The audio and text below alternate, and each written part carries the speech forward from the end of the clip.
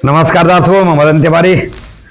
राजनीतिक सरगर्मियों के इस माहौल में और कड़ाके की ठंड में समीक्षा आवश्यक है।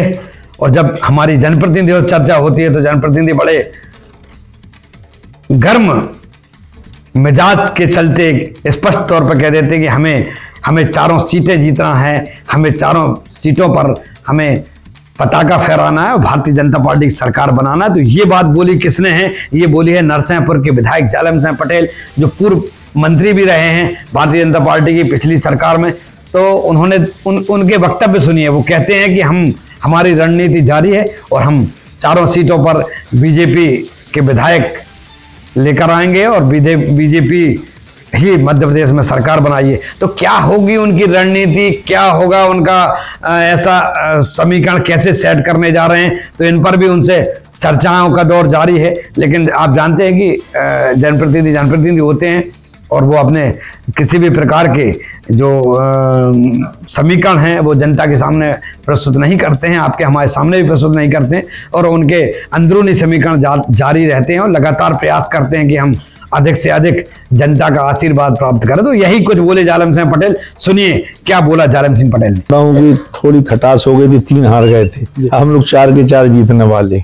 गोटेगांव भी जीतेंगे, नरसिंहपुर भी जीतेंगे और खेड़ा और गाडावाड़ा, चारों विधानसभा जीतेंगे। सरकार बहुत अच्छे तरीके से। ऐसी कौन सी कमी रह गई थी इसमें? नरसिंहपुर जिले की 4 विधानसभाओं में सिर्फ एक आपकी जो विधानसभा नरसिंहपुर है वो निकल पाई थी और बाकी तीनों मैंने बताया झूम झटका और छलावा में कुछ लोग आ गए थे, उनको लगा था। खासकर मैं मानता हूँ जो युवा है, ऐसी बात है जो 2003 के पहले उन्होंने कांग्रेस के चाल चरह को नहीं जाना और समझ पाए थे। न बिजली थी, न सड़क थी, न पानी की व्यवस्था थी, भयंकर भ्रष्टाचार था।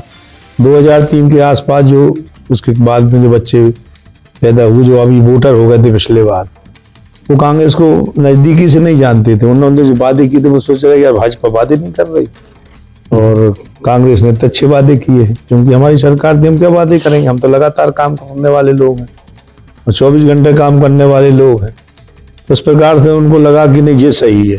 और जब उन्होंने 15 महीने कार्यकाल, वो इतने बुरी तरह से इनको हराएंगे, इनकी लेने के देने पड़ जाएंगे। इनको कई जगह जमानतें जब्त होंगी मध्य प्रदेश में कांग्रेस की। एंटी इनकम्बेंसी का क्या असर पड़ा? क्योंकि समझ नहीं पा रही आम जनता और जो यहाँ पर शोध करता है वो ही समझ नहीं पा रहे कि एंटी इनकम्बेंसी कितना असर डालेगी। जनता को समझना हर किसी के बस का। जनता सब कुछ जानती है, पब्लिक सब जानती है, सब जानते हैं। पब्लिक को पहले क्या, कांग्रेस को लंबे समय तक कांग्रेस ने प्रदेश में देश में राज किया। उस समय पढ़े लिखे लोग थोड़े कम थे, कम्युनिकेशन गैप था, आने जाने की व्यवस्था नहीं थी, गांव तक लोग शहर नहीं आ पाते थे। बहुत सारे लोग तो गांव के यहीं आगे पड़े रहते, अच्छे माल गुजारे, कमरा में रहते, तो वहां पर चलो 5 एकड़ में खेत है। तो ये अंतर था। तो अब मगर क्या है कि तुरंत हर चीज सोशल मीडिया है, हर चीज लोगों को जानकारी है। अब सब लोगों को सब पता है। अब कोई ज्यादा किसी को कुछ नहीं करता। उसको कुछ करना होगा तो वो वैसे जनता ही करेगी, कुछ अलग से तो करेगा। देखिए, पूर्व मंत्री जालम सिंह जी पटेल और विधायक नरसिंहपुर, उन्होंने स्पष्ट तौर पर यह कहा है कि हम चारों सीटों पर भारतीय जनता पार्टी की सरकार बनाने जा रहे हैं।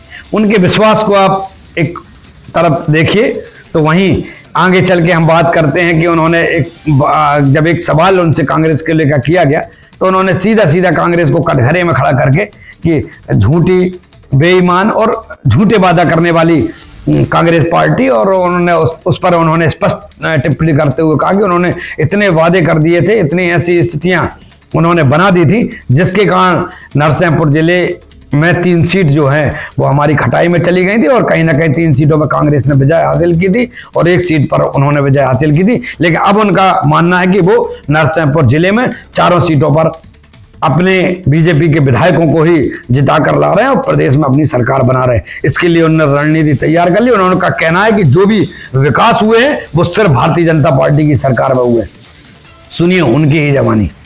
जहाँ तक विकास की बात, नरसिंहपुर जिले की विकास की बात करें, नरसिंहपुर में जितना भी विकास हुआ है भारतीय जनता पार्टी की सरकारों ने किया, चाहे केंद्र सरकार हो चाहे प्रदेश सरकार हो। जितनी भी पक्की सड़क है उससे डामर सड़क हुआ करती, 2003 में पहली बार विधायक बना था तो 4-5 सड़कें थी जहाँ जहाँ के विधायक थे या सांसद थे। एक करताज की थी, एक भगवारा की थी, एक मानेगांव की थी, एक मसान पिपरिया की थी, एक आध कहीं और रही होगी, और मेन सड़क हुआ करती थी, कोई सड़क नहीं थी। प्रधानमंत्री अटल बिहारी वाजपेयी है, गांव गांव की सड़क बनी, मुख्यमंत्री सड़क बनी, फोर लाइन दो बनी, वो भी अटल जी ने वो बनवाई। इसी प्रकार से मैं कह सकता हूँ कि पूरे चाहे हितग्राही मूलक योजनाएं हो, प्रधानमंत्री आवास हो, प्रधानमंत्री इंदिरा आवास आते थे।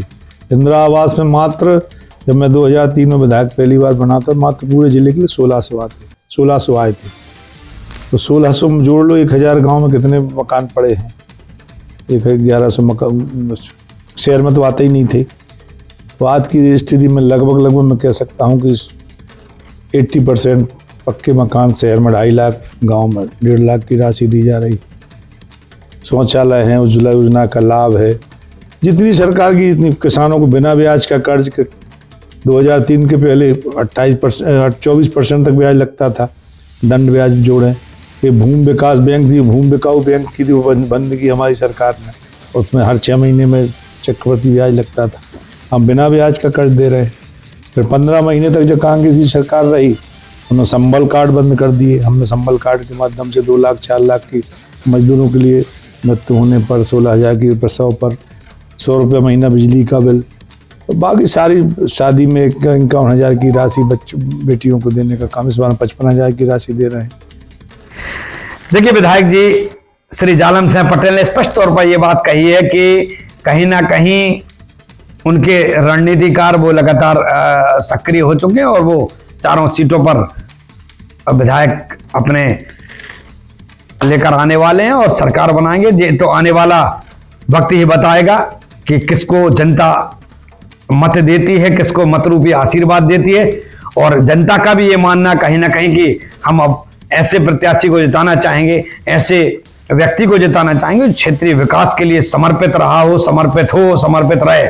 इन्हीं भावनाओं को लेकर आम जनता आगे बढ़ रही है। और जब मीडिया ने आम जनता से बात करना चाहे तो आम जनता ने भी स्पष्ट तौर पर यह कहा कि हम अपना क्षेत्रीय जनप्रतिनिधि ऐसा चाहते हैं जो मूलभूत सुविधाएं हैं उन पर ध्यान दे और क्षेत्रीय समस्याओं का निवारण करते हुए विकास को गति दे। हम ऐसे व्यक्ति को नरसिंहपुर जिले से जनप्रतिनिधि के रूप में स्वीकार करेंगे। तो चलिए आज के लिए काफी है। हम लगातार आपको राजनीतिक समीक्षाओं से रूबरू कराते रहेंगे और सारी जिले की पूरी गतिविधियों से भी आपको रूबरू कराते रहेंगे। आपके पास भी कोई खास जानकारी हो तो आप हमें दे सकते हैं। हमारा मोबाइल नंबर है 7700273211। तो आप हमें इस पे आप व्हाट्सएप पे अपनी भी जो समस्या हो या आप कोई राजनीतिक समीक्षा में बैठना चाह रहे हैं, राजनीतिक समीक्षा में आप कोई समाज के बीच में अपना वक्तव्य रखना चाह रहे हैं, तो भी आप हमसे लगातार कांटेक्ट में रह सकते हैं, बात कर सकते हैं। आपके जो भी सवाल होंगे वो हम जनप्रतिनिधियों के बीच में लेकर अवश्य जाएंगे। आज के लिए इतना ही। स्वस्थ रहें, मस्त रहें। नमस्कार।